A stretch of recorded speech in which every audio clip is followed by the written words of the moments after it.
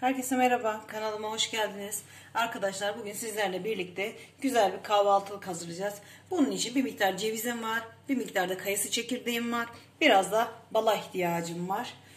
Kayısı çekirdeklerime hiç dokunmayacağım, bu şekilde tüm atacağım ama cevizimi şöyle dörde bölerek beraber karıştıracağım bunları.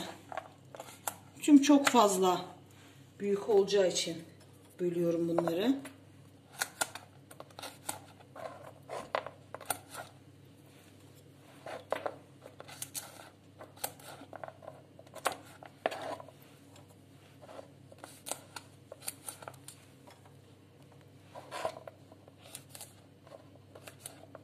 Çok da fazla büyük olmasın.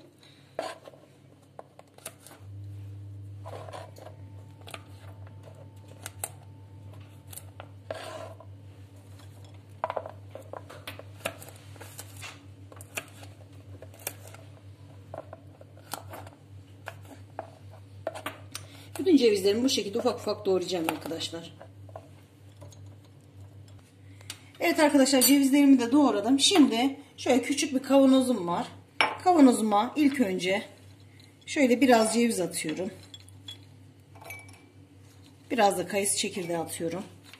Şimdi arkadaşlar koyduktan sonra kayısı çekirdeklerime birazcık bal ekleyeceğim üzerine.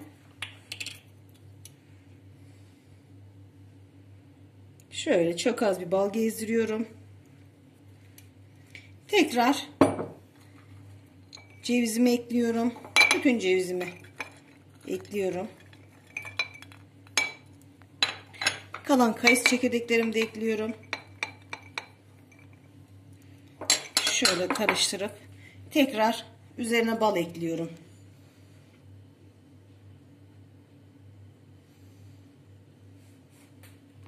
Şimdi balımı da ekledikten sonra arkadaşlar şöyle çay kaşığının ucuyla, çok fazla değil, karabiber ekliyorum. Şöyle tam dolu değil, silme yeni bahar ekliyorum. Şimdi bunu hepsini güzelce, baharatları da iyice karışacak, hepsini bir harmanlıyorum.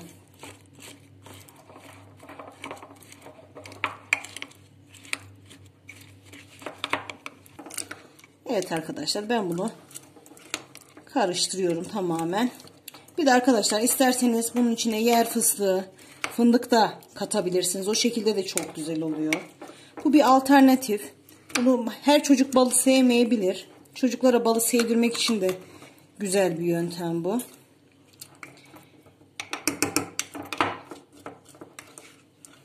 Hepsini karıştırdım.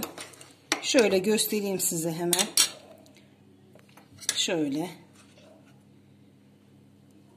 Bunda yemeyen çocuk herhalde olmaz. Çünkü içinde bol malzemeli arkadaşlar. Şöyle baharatlı. Kahvaltılığımız hazır arkadaşlar. Beni izlediğiniz için teşekkür ederim. Kanalıma abone olmayı, beğenmeyi ve yorum yapmayı unutmayın lütfen. Hoşça kalın.